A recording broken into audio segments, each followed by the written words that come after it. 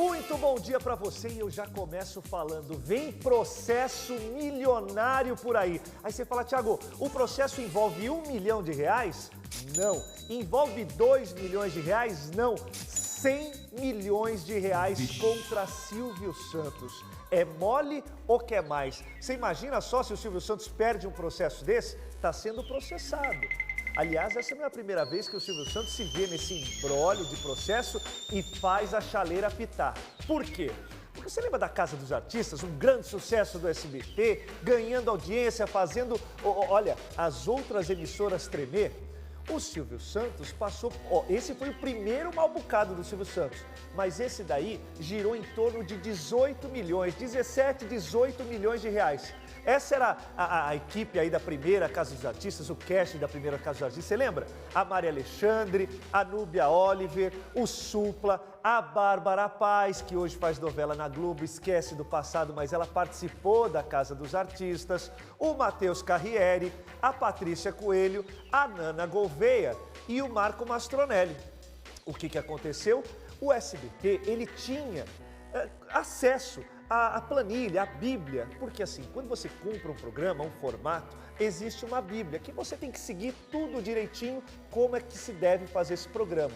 Só que o Silvio Santos, na hora H, falou, eu não quero comprar não, esse projeto aí, vocês querem me vender 2 projetos juntos, eu só quero comprar o reality show de confinamento, que é como se fosse o Big Brother. Ele tinha acesso ao Big Brother.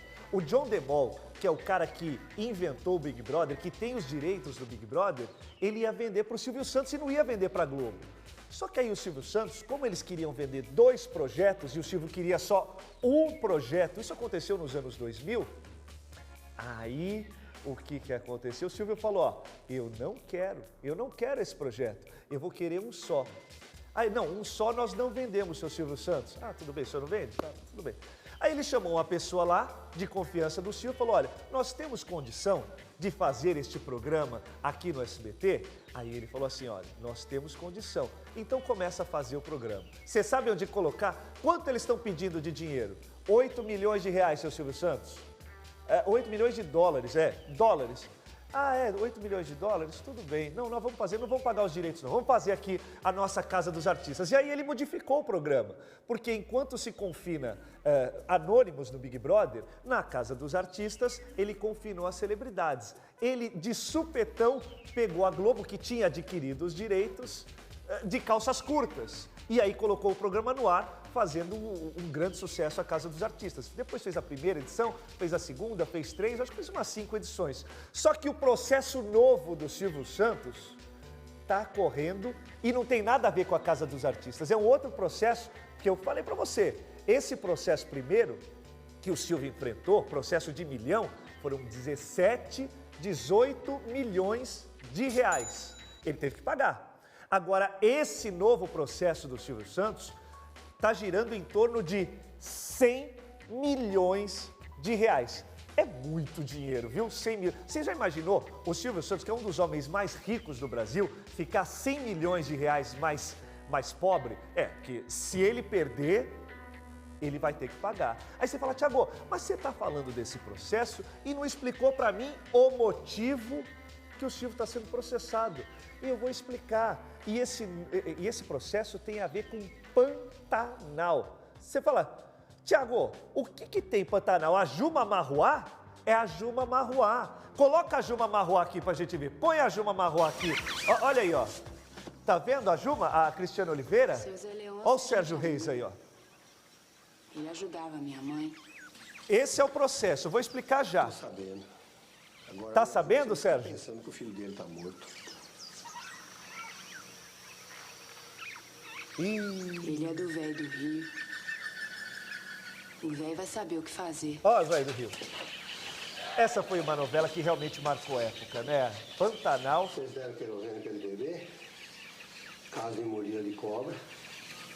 Não.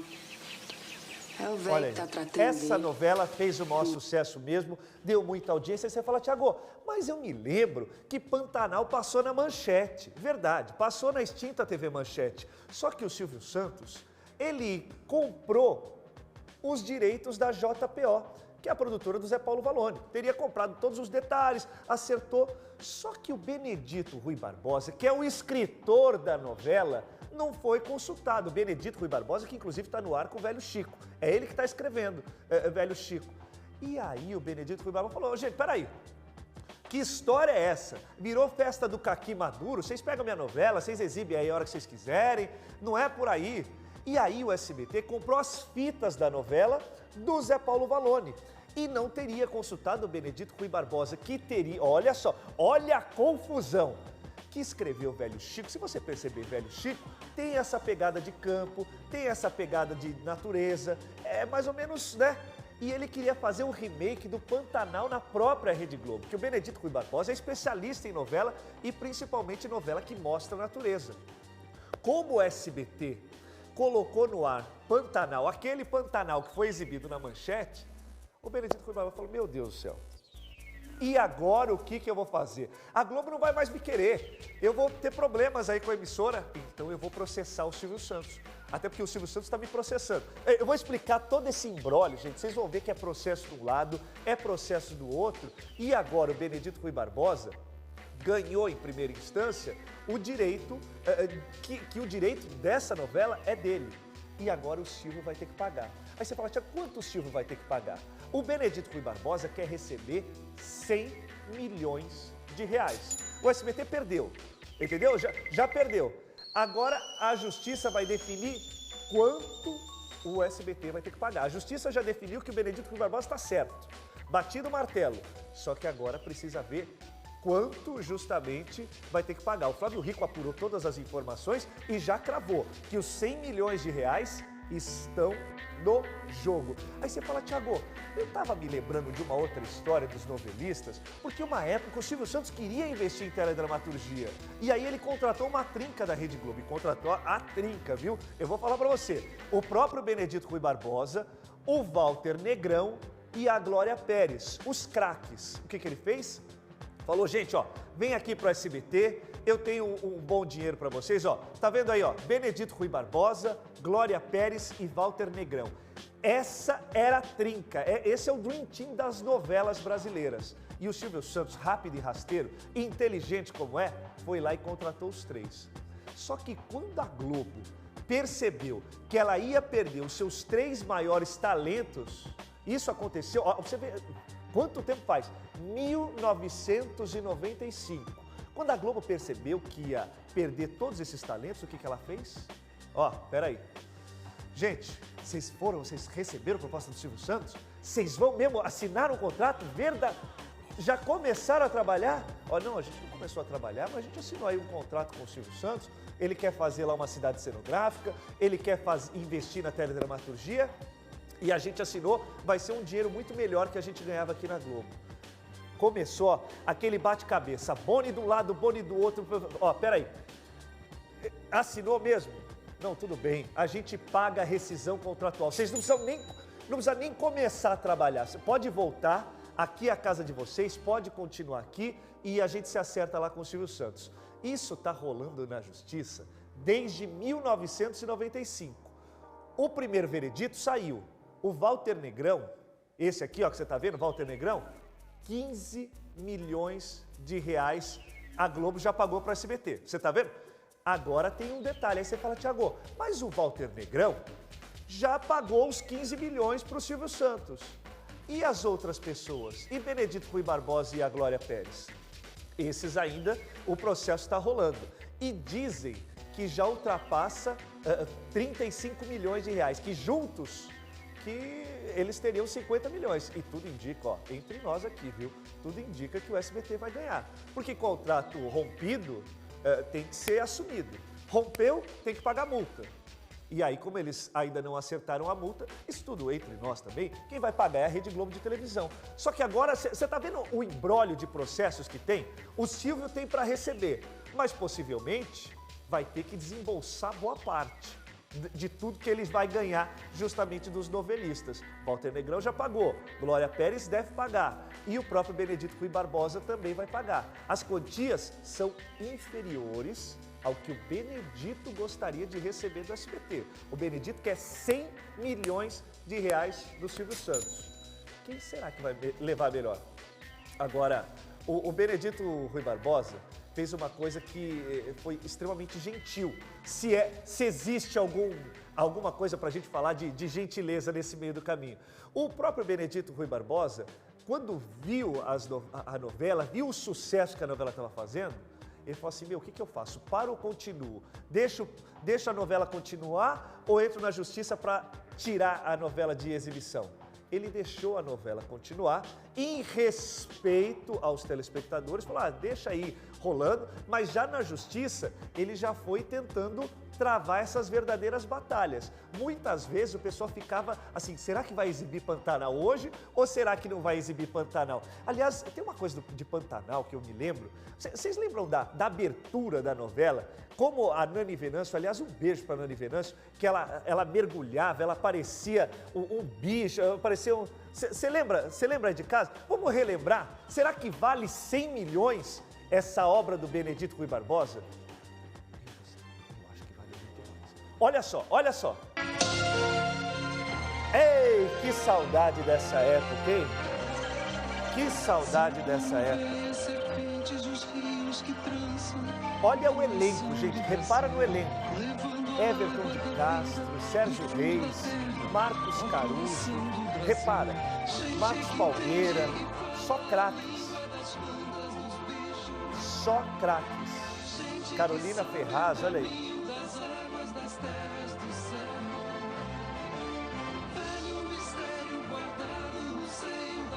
Olha o efeito que vai ter agora. Será que vale 100 milhões essa novela? Olha a Nani Venâncio aí, ó.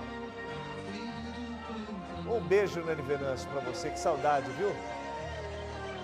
A Nani Venâncio, aí ela nadou nua, a Nani Venâncio. Deve ter arrumado problema. E quem dirigia era o brilhante Jaime Monjardim. A novela era extremamente bem feita, sempre teve, sempre primou, né? E foi uma das primeiras novelas que deu muita dor de cabeça, inclusive, para a Rede Globo de televisão, que é expert no assunto.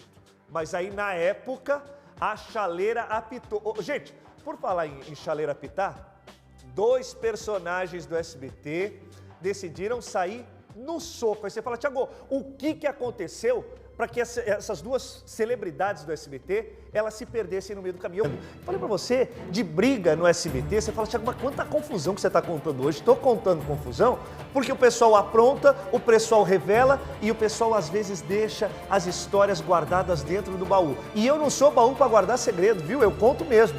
E já vou contar de 2 pessoas que decidiram brigar no SBT. O que acontece? Um estava descendo a escada, o outro estava subindo. Aí o sujeito olha assim, fala, e do nada, dá um soco. A chaleira apitou, meu amigo, a chaleira apitou e apitou justamente com o Luiz Ricardo, meu amigo Luiz Ricardo, um cara extremamente pacífico, um cara boa praça, um cara que eu adoro, mas o Luiz Ricardo perdeu a cabeça, viu, gente? Isso aconteceu na época que o Luiz Ricardo era o Bozo. Você lembra que o Luiz era o Bozo? Ele falou, ele deu uma entrevista inclusive para o Danilo Gentili e acabou revelando esse bastidor que ficou guardado no baú durante muito tempo.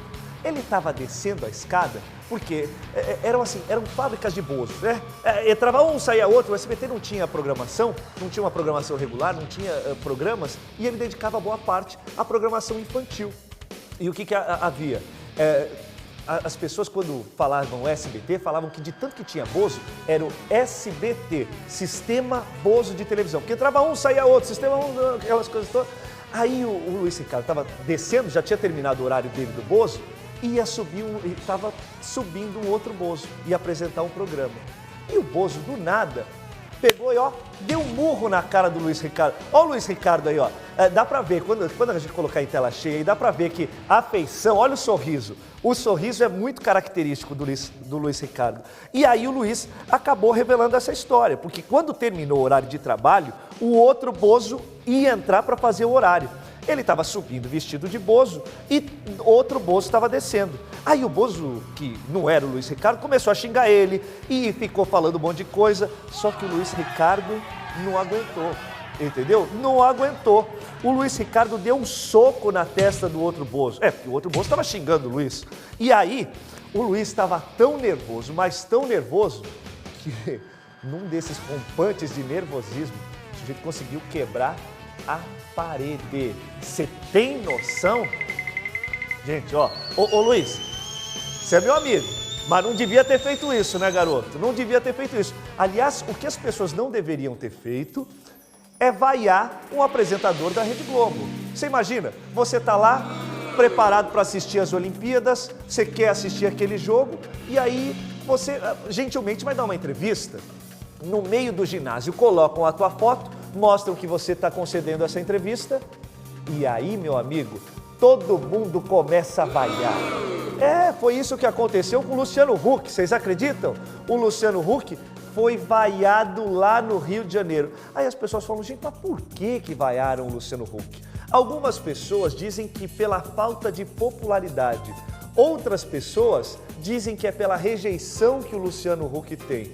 Agora, não se justifica, e nós temos as imagens, olha, vaiar desse jeito. Uma pessoa decidiu postar na rede social esse momento, ela filmou, estava lá dentro e mostrou. Olha só a vaia do Luciano Huck, mostra aí.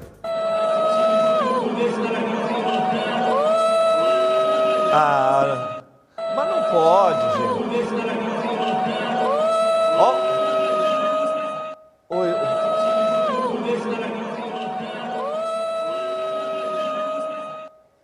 Ó, você viu aí? Não pode, gente. Ó, uma das coisas que a Olimpíada está fazendo bem, inclusive aqui no Brasil, aliás, devia ter Olimpíada uma atrás da outra no Brasil. Eu explico para você o motivo. Porque agora as pessoas entendem que fila é para todos. Não é porque você é famoso, não é porque você é empresário, não é porque você é poderoso, você tem que ficar na fila. Não tem essa de portão privilegiado. Você quer ver? O cara que está fazendo os grandes shows no Brasil, faturando 12 milhões, o sujeito sai da lua de mel para ir assistir os machos ficar um brigando com o outro. Wesley Safadão, entendeu? Wesley Safadão, o que aconteceu? Ele estava lá no jogo da seleção brasileira, acho que foi ele o pé frio. E o Wesley Safadão, ele foi flagrado na fila. Olha só o que o internauta flagrou e mandou aqui para a produção do programa. Veja aí. Vai, Safadão! Olha lá, olha lá, ele ficou bravo. O Safadão ficou bravo. Você viu que o cara tava de óculos escuro, de boné, bem tranquilo. Só que o sujeito, vocês são terríveis também. Coloca de novo, olha só o que ele falou. Vai, Safadão! Fala baixa. Você quer saber também quem ficou na fila para entrar? Eu tô falando que a Olimpíada tinha que existir, porque o jeitinho brasileiro acaba sendo cortado pela raiz. Quem é o apresentador de telejornal que apresenta o telejornal mais clássico da TV brasileira? William Bonner, não é? Ele não apresenta o Jornal Nacional? Aí o William Bonner, o que acontece? Você fala, não, tem entrada privilegiada para Globo, eles vão entrar pela porta dos fundos? Não. A Glória Maria vai entrar? Não.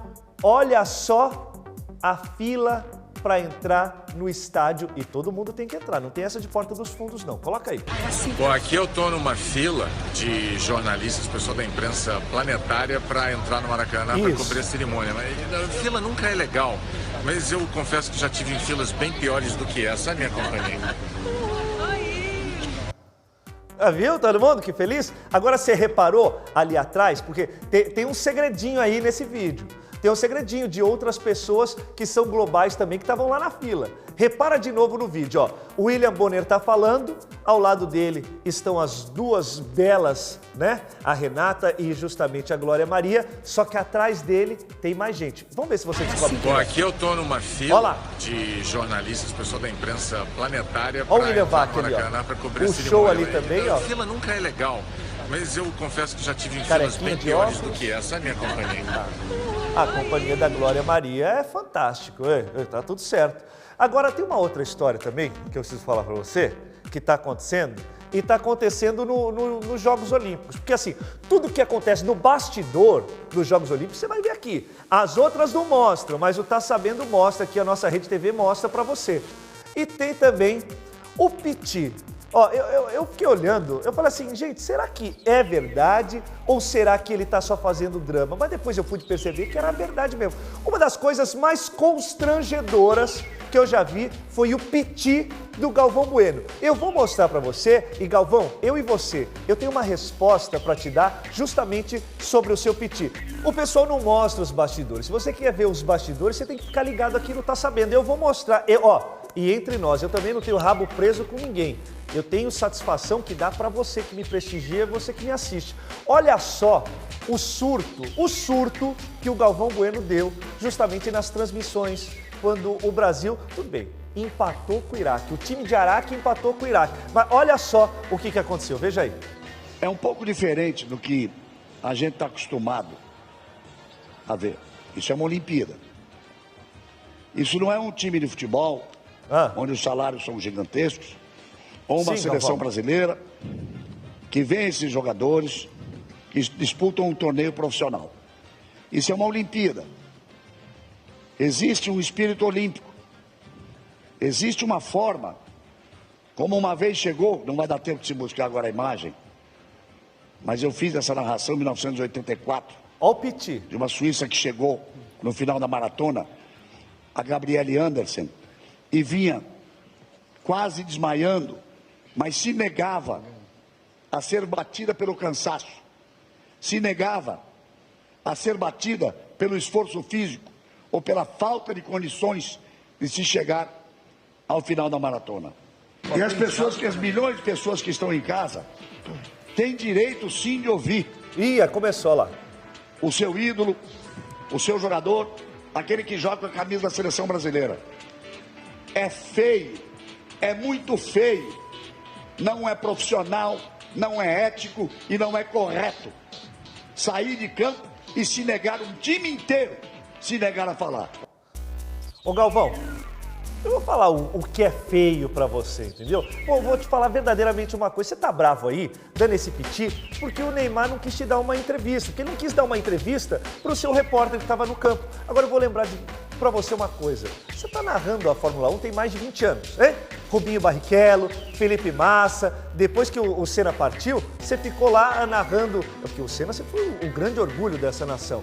Só que os caras, né, e eu tô falando do Felipe Massa e o próprio Rubinho Barrichello, eles passaram vergonha muitas vezes. Uma delas, inclusive, o cara chegou até a entregar a corrida para o adversário, fazendo aquele papelão que ninguém esquece, entendeu? Aí você vê os dois, pronto, Felipe Massa e justamente o próprio Rubinho Barrichello. E aí você nunca deu esse pitizinho. O que está acontecendo, Galvão? Por que você está perseguindo a seleção brasileira? Será que esse é o melhor momento para você perseguir e para você falar mal dessas pessoas que precisam, talvez, de um estímulo? Que eles estão ruins? Estão ruins. Agora, dá um piti justamente porque o cara não quis dar uma entrevista num momento desse de constrangimento, num momento de... muitas vezes um momento, eu acho que a palavra constrangedora é a melhor palavra mesmo. Não precisa, né, Galvão? Não precisa. Eu acho que você tem que estimular. Que eles estão ruins, que eles estão de salto alto, estão de salto alto. Só que a gente, se começar a só falar mal e só surtar porque o cara não quis falar naquele momento, a gente, ao invés de agregar, nós vamos segregar. E aí vai ficar pior. Se já tá feio o 0-0, se vier um 7-1 de novo, meu amigo, vai ficar pior. A chaleira apita, viu? A chaleira apita. E eu vou falar pra você, gente, isso ninguém contou também, eu vou contar pra você. Você imagina só, você tá preparado para apresentar o programa de televisão? E aí começa a tocar o alarme de incêndio lá onde tá rolando as Olimpíadas, no estúdio que a Globo montou. Tá não sei o quê. Olha, era japonês, alemão, italiano, todo mundo saindo correndo que vai pegar fogo. Começou o fogaréu. E aí ia começar o Fantástico, a Globo ia transmitir ao vivo. Já estava posicionado o Tadeu Schmidt e a Poliana Brita. Aliás, a tatuagem da Poliana Brita, vocês já repararam na tatuagem da Poliana Brita? Aqui é bonitona. E aí o que aconteceu? Uma outra apresentadora teve que apresentar do estúdio, não da onde eles estavam no Centro Olímpico. Ela teve que apresentar lá direto do Jardim Botânico, aonde eles fazem o jornal. Emergência, ela estava como folguista, ela estava como assim, uma folguista. Se desse algum problema, ela tinha. E aí eles fizeram os primeiros 15 minutos do jornal desse jeito. Olha só como ficou. Muito boa noite.